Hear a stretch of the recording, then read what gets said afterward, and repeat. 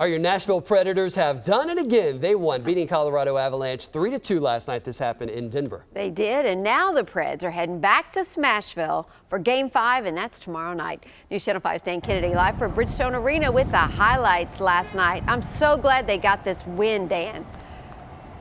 Yeah, and I'm so glad we got some highlights because unfortunately the game started a little too late for me to watch. It was about a 9 o'clock start for us here in the Central Time Zone. And on Friday night, they're going to be back here in Smashville with an 8:30 puck drop. But yeah, let's go and show you those highlights from a big win last night out west on the road in Denver. Preds knew they had to start fast after some slow starts for the first 3 games, and start fast they did.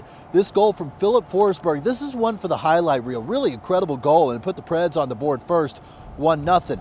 Small party of Preds fans gathering there in enemy territory, and now to the second. 12:50 left to play. Forsberg's name again, this time with the assist to Colton Sissons. Sissons now 2-0 Nashville. Fast forward several minutes later, 8:20 to play in the second. This time it's Craig Smith fresh out of the penalty box. Craig Smith puts the Preds up comfortably 3-0 as they head into the locker rooms for the third period. Third period now. 2 men in the box for the Preds, both Ryan Hartman and Colton Sissons with penalties. The Avalanche looking to take advantage of the 5-on-3, and they do. They get their first goal of the game here. Preds still up 3-1. Colorado would score once again, but Pecorine and the Predators defense held them off, and they escaped with that 3-2 win. Really an impressive game all around for Nashville. They fly back here a little later today, and will be back inside Bridgestone Arena tomorrow night for Game 5. This is the game that if the Preds win, they can go ahead and end this series in front of a home crowd. Again, an 8:30 game tomorrow night. Reporting live downtown, Dan Kennedy, News Channel 5.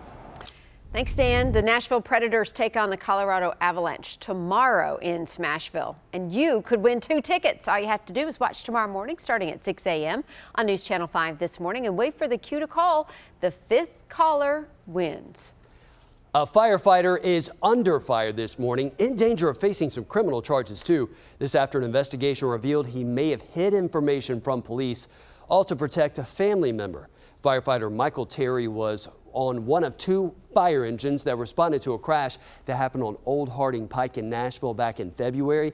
And when police got there, no one was in the car, and firefighters said they didn't see anyone. But it turns out Terry's nephew was the one that was actually in the car, possibly drunk. Police say Terry hid his nephew under a coat in the fire truck. In a statement from the fire department, they told us, quote, "We hold all our personnel to the highest standards of professionalism and integrity, and we addressed this matter as soon as we learned about it, and we took disciplinary action." That's what they're saying. Terry is suspended for 20 days. A wild hit and run. It was all caught on camera. Take a look at it right here. Metro Police, they're working to identify this out-of-control driver who crashed into that tree on 1st Avenue near Demumbrian Street. This happened 2 weeks ago on April 5th around 4 in the morning. When the driver and the passenger got out to check out the damage of what had happened right there, a nearby surveillance camera got this video and a pretty clear shot of that pair. I took a look at Metro's crime map and found that just within a half mile from that spot, look at it right here, there have been 10 DUI-related arrests in just the past month. While it's unclear if this couple was drinking, police still want to talk to them. If you know who they are, please call Crime Stoppers. Amy? And Adam, police make 3 more arrests in their crackdown on teen crime. This time, officers say the group had guns and hundreds of rounds of ammo. Metro's Juvenile Crime Task Force arrested 3 of 5 young men who bailed from a stolen car on Kipling Drive Tuesday night.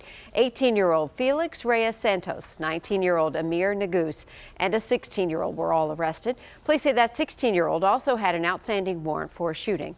Now, we just asked Metro PD last week about this teen crackdown on crime, and they said it's been so successful that crime numbers are down dramatically this year.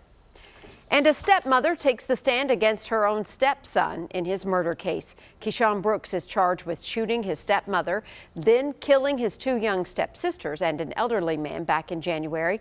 During the hearing, Darnika Daniel testified that her stepson was acting strangely before the shootings. The case was handed over to the grand jury.